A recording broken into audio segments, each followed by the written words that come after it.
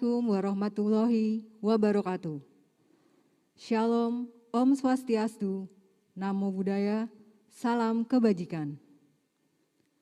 Yang terhormat Menteri Lingkungan Hidup dan Kehutanan Republik Indonesia, Dr. Siti Nurbaya. Yang kami hormati, Wakil Menteri Lingkungan Hidup dan Kehutanan. Yang kami hormati, Pejabat Eselon 1, Pejabat Eselon 2, Lingkup Kementerian Lingkungan Hidup dan Kehutanan, serta seluruh tamu undangan yang berbahagia.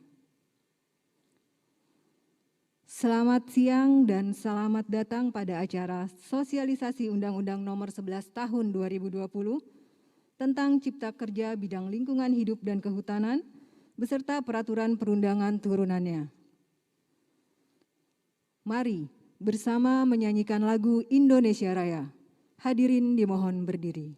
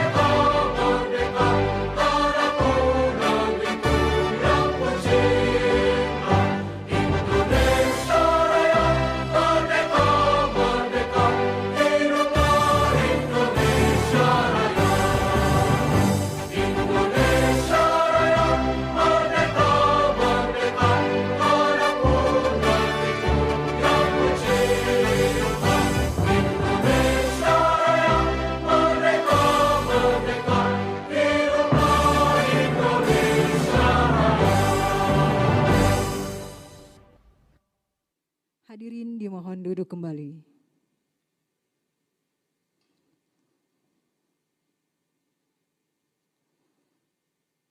Mengawali acara pada siang hari ini, marilah bersama kita membaca basmalah.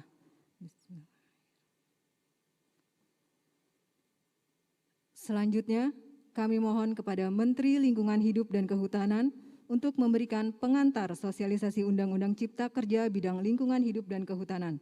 Kepada Dr. Siti Nurbaya, kami silakan.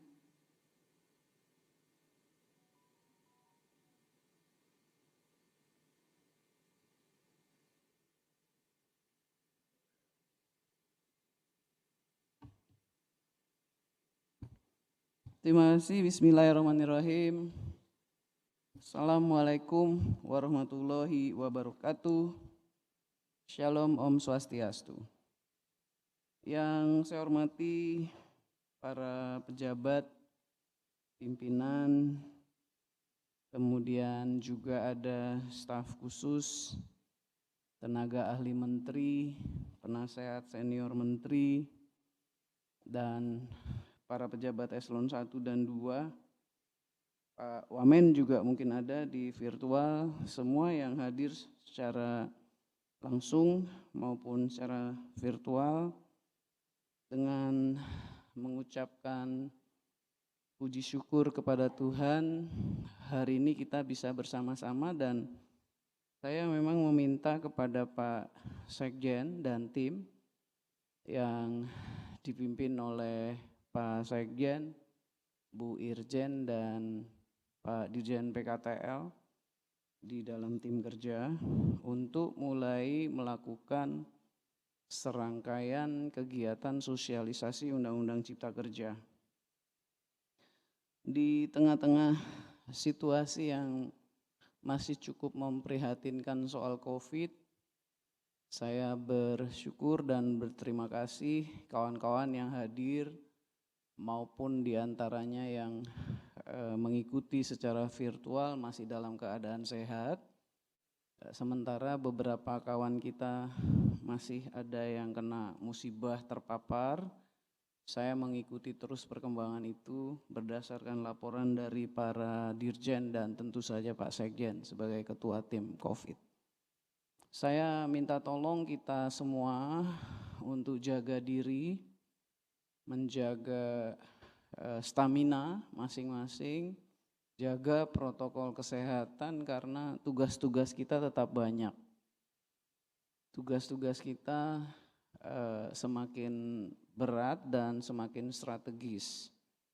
Nggak boleh ada yang sakit sebetulnya saya. Saya maunya nggak boleh ada yang sakit begitu. Oleh karena itu saya minta tolong kita harus betul-betul jaga diri dan pada situasi saat ini memang diproyeksikan bahwa 5 minggu setelah hari raya itu diproyeksikan sebagai puncaknya dan sekarang ternyata klaster kantor gitu ya termasuk yang tinggi. Jadi betul-betul saya minta tolong dijaga kita sendiri, jajaran staf dan juga keluarga. Kawan-kawan, Bapak Ibu yang saya hormati, hari ini kita bicara ini mungkin bukan yang pertama kali juga saya tahu, tetapi saya memang minta secara sistematis dilakukan sosialisasi Undang-Undang Cipta Kerja dengan telah lahirnya PP dan Permen. Jadi sudah ada PP 22 tentang lingkungan, PP 23 tentang hutan, PP 24 tentang keterlanjuran. Sementara itu ada PP 21 juga dalam kaitan pekerjaan kita dengan tata ruang, ada juga PP 5 dalam kaitan dengan perizinan berusaha, dan ada PP kalau nggak salah 64 ya Pak Sekjen ya, tentang bank tanah, dan juga ada PP 43 terkait dengan ketidaksesuaian sebagai substansinya Perpres 88. Kawan-kawan, kenapa KLHK mengambil posisi penting atau mementingkan Undang-Undang CK ini? Sebab substansi perubahan itu mungkin 40-60% itu adanya di lingkungan hidup dan kehutanan sekaligus. Oleh karena itu implementasinya itu nanti akan langsung terlihat. Dan implementasi itu yang sudah sebetulnya sejak awal disiapkannya UCK ini diperhatikan secara langsung oleh yang terhormat Bapak Presiden. Saya kira kita semua paham bahwa memang Bapak Presiden memperhatikan betul soal reformasi struktural, keterkaitan perizinan dikaitkan dengan investasi dan terutama dalam kaitan dengan perluasan kesempatan kerja dan kesejahteraan masyarakat. Itu sebenarnya satu rangkaian. Oleh karena itu kita telah mengeluarkan keputusan Menteri LHK nomor 203 bulan Mei tahun 2021 tentang satuan pelaksanaan pengawasan dan pengendalian implementasi Undang-Undang CK bidang LHK. Tim ini bukan tim sosialisasi saja. Tim ini akan berlangsung selama berlangsungnya implementasi Undang-Undang CK secara mulus. Jadi tim ini mempersiapkan penyiapan kerja implementasinya, mengantisipasi, persiapannya itu macam-macam termasuk standarnya, termasuk nanti instrumen-instrumennya, termasuk konsekuensi-konsekuensi kelembagaannya, termasuk konsekuensi peningkatan kapasitas, dukungan asistensi kepada Pemda itu sampai ke situ. Termasuk juga mendalami ekses. Jadi dengan aturan seperti ini diterapkan karena barangnya baru, kira-kira eksesnya akan keluar seperti apa? Lalu mengatasinya bagaimana? Oleh karena itu sekarang kita dalam fase yang tidak mudah menurut saya, karena kita sambil ngeliatin, meneliti, mengerjakan, kemudian mengevaluasi, lalu lihat kembali apa yang mesti direncanakan. Itu jadi satu siklus kalau kita planner ya kan, mulai dari research, planning, implementation, evaluation, sampai ketemu lagi, sampai planning lagi. Jadi ini satu siklus akan diikutin terus. Kalau lihat kapasitas dan gaya kerjanya Eselon 1, 2, LHK, saya sih percaya bahwa ini bisa kita lalui dengan baik. Karena latihannya udah lama untuk bekerja yang berjibaku dan kerja keras. Saya minta maaf kepada semua jajaran staf yang selalu seperti dipaksa untuk bekerja keras. Jadi tim ini akan terdiri dari kelompok kerja, ada 10. Pertama kelompok kerja sosialisasi, kemudian kelompok kerja inventory dan analisis konsekuensi dari implementasi regulasinya, kelompok kerja standarisasi dan penerapan standar, kelompok kerja asistensi perizinan berusaha berbasis risk-based approach, kelompok kerja konsolidasi data dan penyelesaian keterlanjuran, kelompok kerja pengembangan dan integrasi sistem tata kelola. Jadi nanti sistem-sistemnya juga harus diselaraskan, dikonsolidasikan. Kemudian kelompok kerja penataan kawasan dan tata kelola hutan, kelompok kerja finalisasi perhutanan sosial. Perhutanan sosial itu exercise-nya masih panjang menurut saya, urusannya juga banyak. Karena perbedaan karakter antara Jawa di luar Jawa, belum lagi karakter masing-masing lokal yang bersifat lokal, masyarakat adat juga, itu pada beberapa tempat, beberapa provinsi sangat jelas berbeda. Kemudian kelompok kerja pengembangan kelembagaan dan asistensi daerah, misalnya bagaimana tim kerjanya, bagaimana values itu difahami oleh daerah, bagaimana rencana, program, dan lain-lain, serta kelompok kerja yang mengikuti transisi. Baik regulasi, juga pengendalian konsekuensi ini di masa transisi ini nggak gampang. Terus terang laporan-laporan ke presiden aja udah banyak tentang LHK begitu. Dan saya mencoba menjelaskan kepada yang Bapak Presiden bahwa ini situasinya dalam transisi, exercise kebijakan yang kita lakukan seperti ini, seperti ini, seperti ini. Lalu saya jelaskan langkah-langkah yang bisa diambil seperti ini dan kita minta restu. Oleh karena itu kawan-kawan, saya ingin menegaskan lagi bahwa mari kita lihat proses evolusi dari kebijakan yang terhormat Bapak Presiden. Mungkin kita kan semua tahu beliau seorang forester, sangat mengerti tentang kebutuhan yang diharapkan dari pelayanan publik.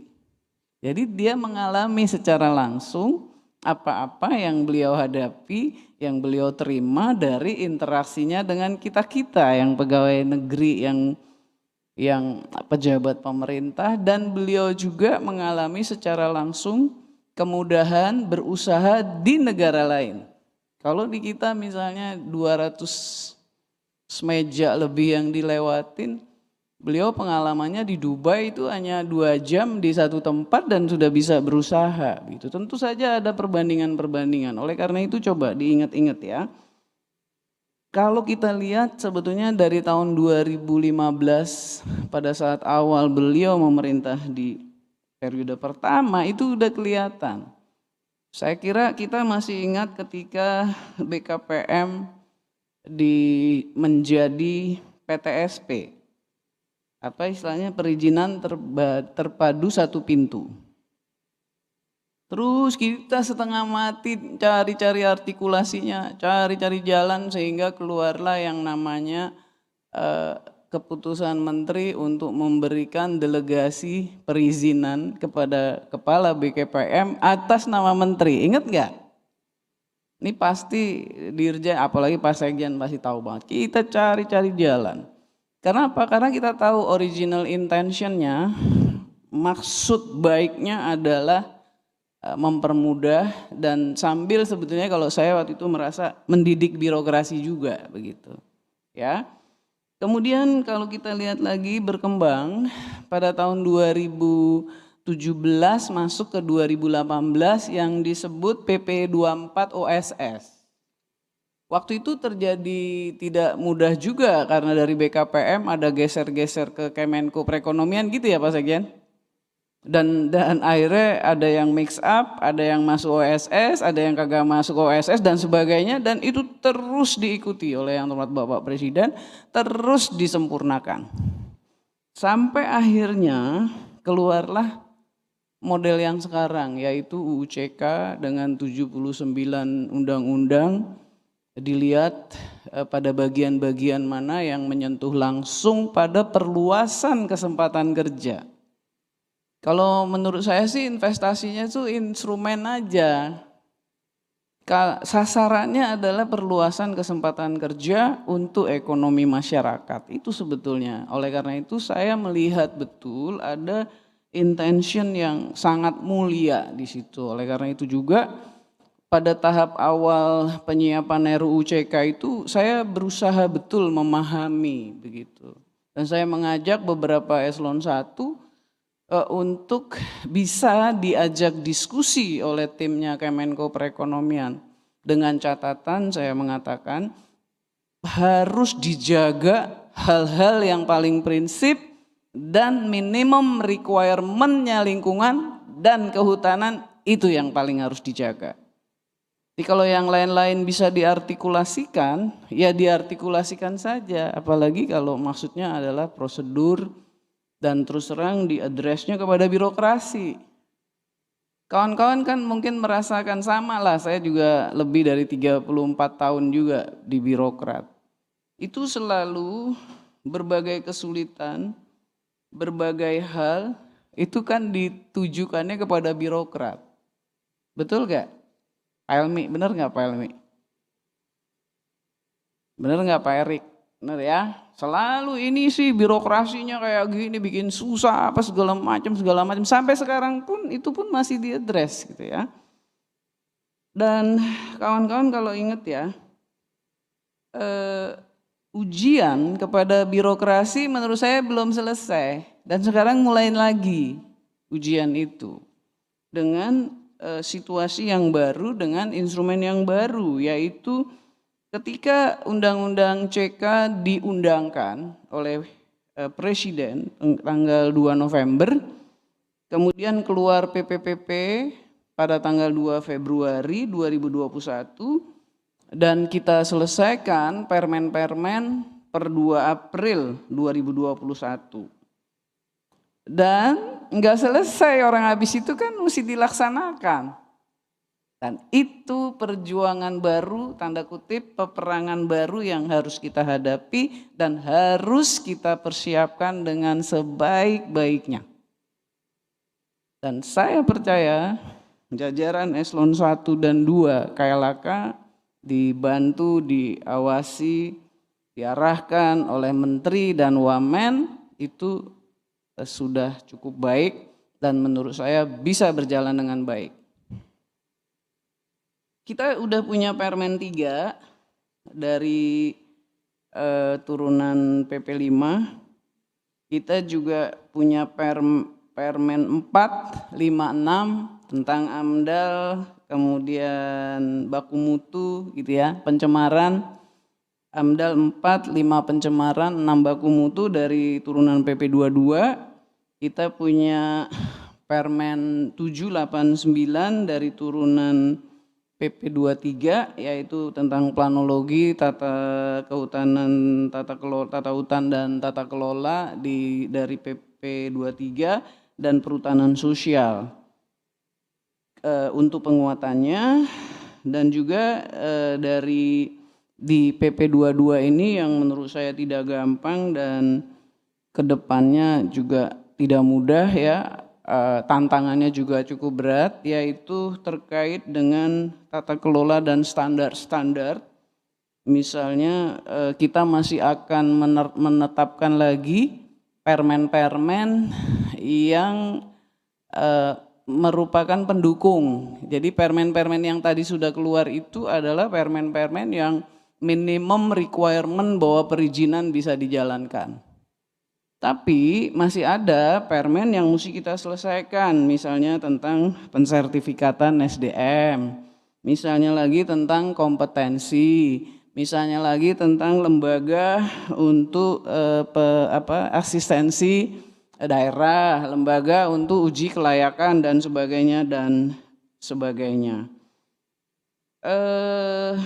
Oleh karena itu saya kira tantangannya masih berat. Nah, satu hal yang juga tidak mudah adalah terkait dengan BLI dan BSI. Kita tahu bahwa sudah keluar Undang-Undang BRIN, dan yang kita persiapkan adalah transformasi BLI menjadi BSI.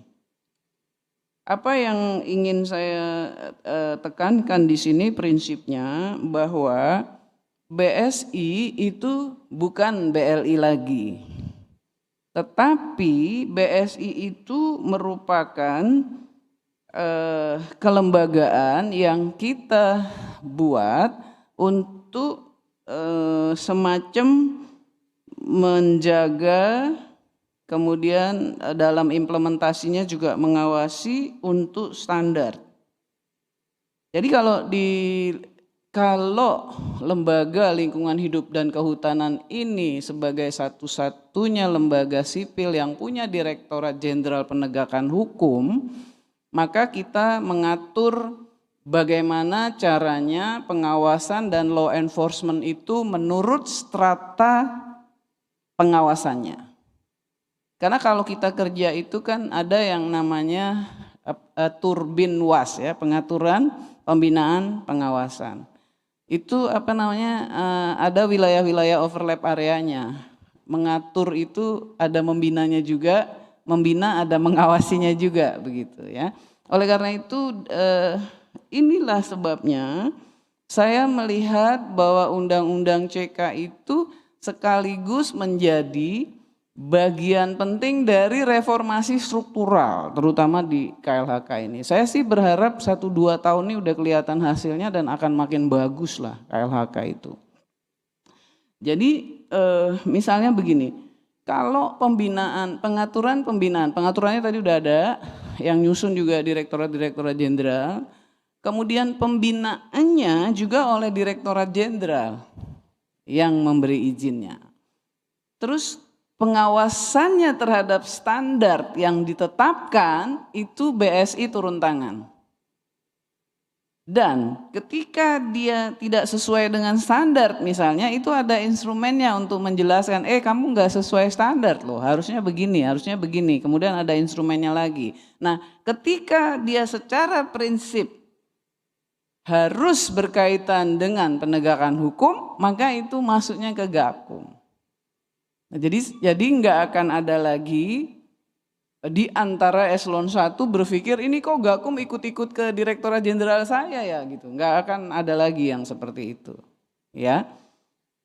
Nah, bobotnya berarti di sini enforcement di Gakum, dan memang semangat dari undang-undang ini bukan menghukum orang seberat-beratnya atau dipenjara selama gitu ya, mungkin bukan, tetapi lebih kepada keadilannya.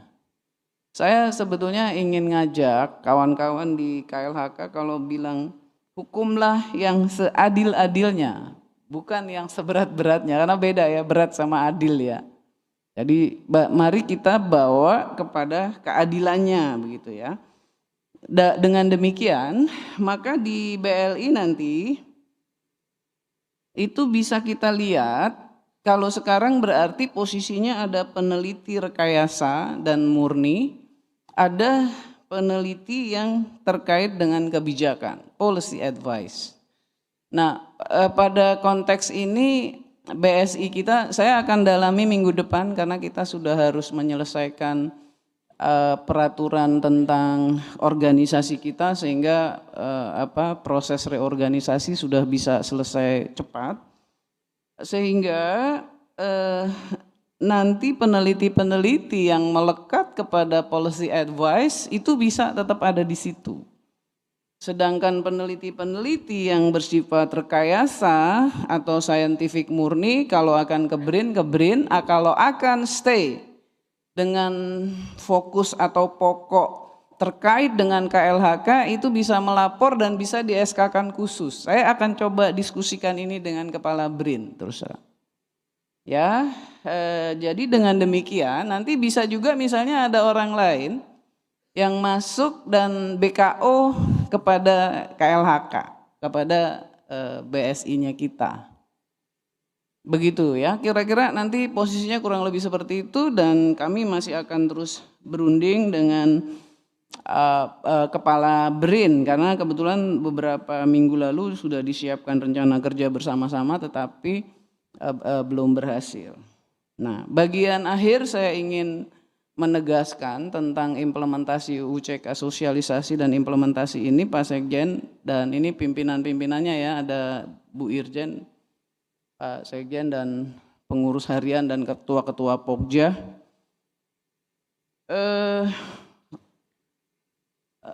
Intinya bahwa saya minta sosialisasinya harus diintensifkan. Karena apa? Karena seluruh jajaran dari eselon 1 sampai ke staf harus paham. Kenapa begitu? Karena memang kan kawan-kawan saya ini 12 tahun jadi sekretaris jenderal, jadi sangat paham soal kinerja dan soal tukin. Waktu konsep tukin itu dikeluarkan, sebetulnya konsepnya bahwa setiap individu PNS itu punya punya kontrak kerja, kontrak kinerja.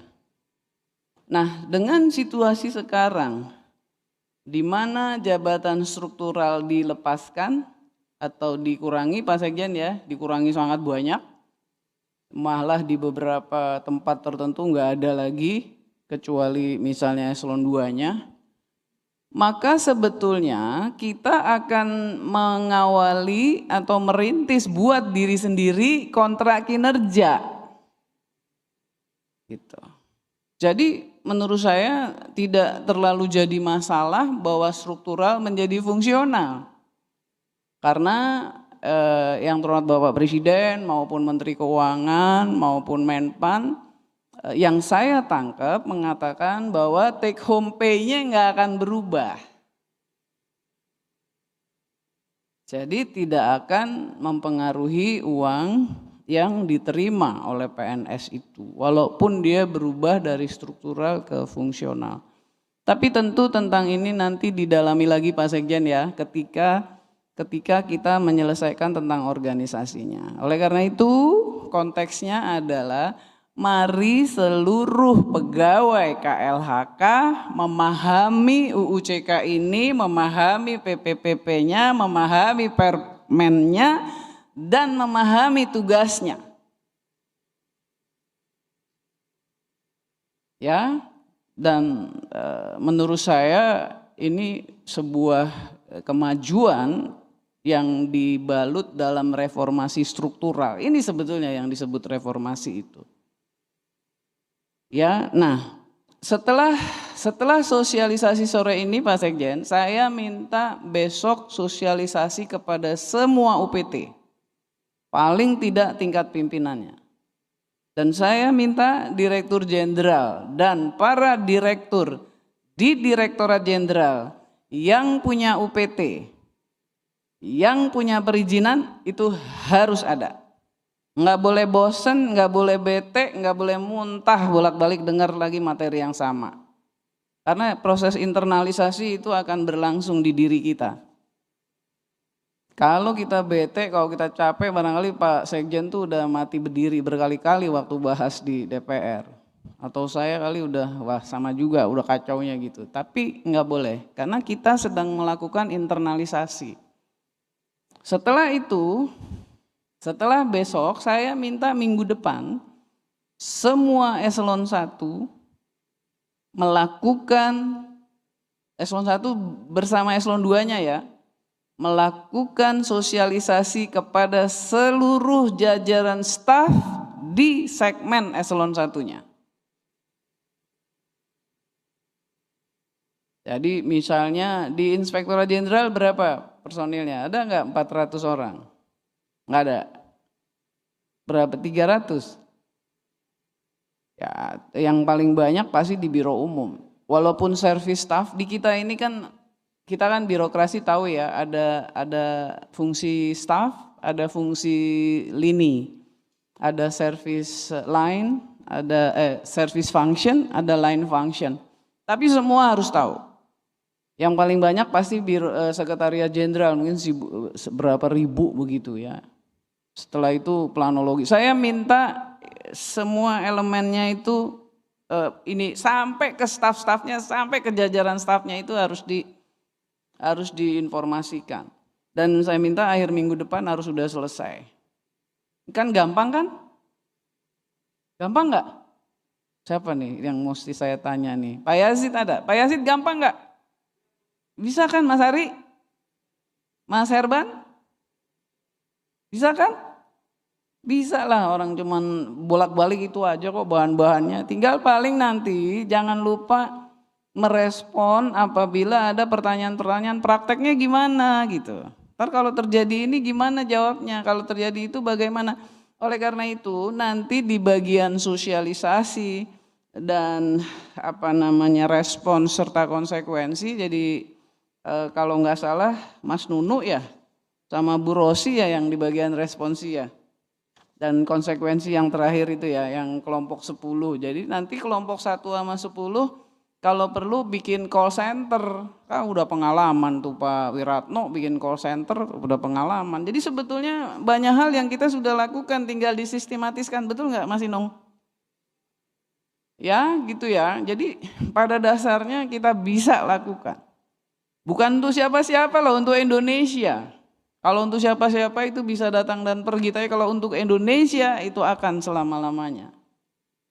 Dan ini cita-citanya sangat besar. Kalau ini terjadi dan bisa baik, maka Indonesia dalam waktu yang dekat akan menjadi negara yang besar. Karena sekarang aja udah nomor 18 apa 19 di dunia, udah masuk di G20.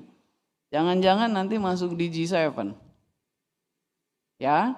Sekali lagi langkah-langkahnya seperti itu Pak Nunu, Pak Ruanda, Wiyanti, Pak Sekjen, Pak Bambang Hendroyono. Saya minta juga disiapkan unit interaksinya ya. Cari tempatnya yang baik, yang mudah, yang jadi posko, yang bolak-balik tuh pentolan-pentolan pimpinan kelompok 1 sampai nggak usah saya bacain kan kelompoknya Pak Bambang, ininya ketuanya perlu ya, perlu dibacain ketuanya ya. Oke, kalau gitu saya sebutin aja ya yang ketua kelompoknya, karena kalau yang lain ini, atau saya kasih tahu ya, pengarahnya Menteri dan Wamen, ketuanya Sekretaris Jenderal, wakilnya Irjen dan Dirjen PKTL, sekretarisnya Ibu Rosi, wakilnya Mas FX Heri dan Mas Sigit Nugroho, anggota pengarahnya para dirjen nih, Dirjen PAPL, KSDAE, PSLB 3, Daerdas, kemudian Gakum dan BSI. Kita didukung oleh tim ahli yaitu Prof. Sanafri Awang, Prof. Asep Warlan, Pak Ilyas Asaat, Dr. Agus Pambagio dan Prof. Sigit Hartwinarto. Sekarang kelompok kerjanya ada 10, Pokja satunya, ketuanya sebentar. Pokja satunya ketuanya Karohumas, sosialisasi. Pokja 2-nya Karo Hukum, Inventory dan Analisis Konsekuensi Implementasi Regulasi. Pokja 3-nya Standarisasi dan Penerapan Standar, Direktur Pencegahan Dampak Lingkungan Usaha dan Kegiatan. Pokja 4-nya Asistensi Perizinan Berusaha berbasis risk-based approach, Direktur Verifikasi Pengelolaan Limbah B3 dan Limbah Non B3. Pokja 5-nya Konsolidasi Data dan Penyelesaian Keterlanjuran, koordinatornya Direktur Penegakan Hukum Pidana. Pokja 6-nya Pengembangan dan Integrasi Sistem Tata Kelola, koordinatornya Direktur Pencegahan Dampak Lingkungan Usaha dan Kegiatan. Pokja 7-nya Penataan Kawasan dan Tata Kelola Hutan, koordinatornya Direktur Pengukuhan dan Penatagunaan Kawasan Hutan. Pokja 8-nya Perhutanan Sosial, koordinatornya Direktur Penanganan Konflik Tenurial dan Hutan Adat. Pokja 9-nya Pengembangan Kelembagaan dan Asistensi Daerah, koordinatornya Sekretaris Badan Penyuluhan dan Pengembangan SDM. Pokja 10-nya Transisi, Regulasi dan Pengendalian Konsekuensi serta Ekses, koordinatornya Direktur Rencana Penggunaan dan Pembentukan Wilayah Kawasan Hutan. Kawan-kawan, ada lagi yang penting di dalam kita masuk kepada langkah-langkah reformasi struktural, maka pekerjaan tim ini tetap kanalnya adalah unit struktural. Kita kan kalau di birokrasi itu kan saya udah selalu bilang ya, kalau persoalannya sederhana maka dia dikerjakan secara struktural. Kalau pekerjaannya ribet, agak complicated, itu kita membentuk tim. Ini termasuk yang cukup complicated.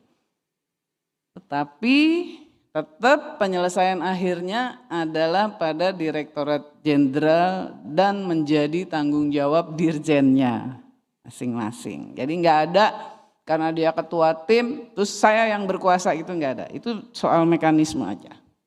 Tetap channelnya ke struktural. Dan kalau pekerjaan itu rumit banget gitu ya, high tech, sophisticated, nah itu baru pakai konsultan. Nah sekarang ini kita semi-semi rumit, karena ada ekses dan lain-lain. Saya mau minta tolong setiap Pokja juga kalau ada tim ahli yang akan ditunjuk itu bisa dilaporkan kepada Pak Sekjen. Saya kira itu, saya berharap semua bisa berjalan dengan baik sampai dengan akhirnya. Dan nanti saya juga akan bangun mekanisme di mana meeting pengurus inti secara reguler kapan, terus meeting secara keseluruhan secara reguler juga kapan, dalam intensitas yang berbeda-beda. Sekali lagi dengan demikian saya menyatakan secara resmi rangkaian sosialisasi untuk implementasi Undang-Undang Cipta Kerja. Terima kasih, dengan senantiasa mengharapkan ridho Allah Subhanahu wa Ta'ala, kita meresmikan langkah-langkah kerja ini. Semoga Tuhan selalu menolong kita dan memberikan ridhonya. Terima kasih, kurang lebih mohon maaf. Wassalamualaikum warahmatullahi wabarakatuh. Shalom, Om Santi, Santi, Santi Om.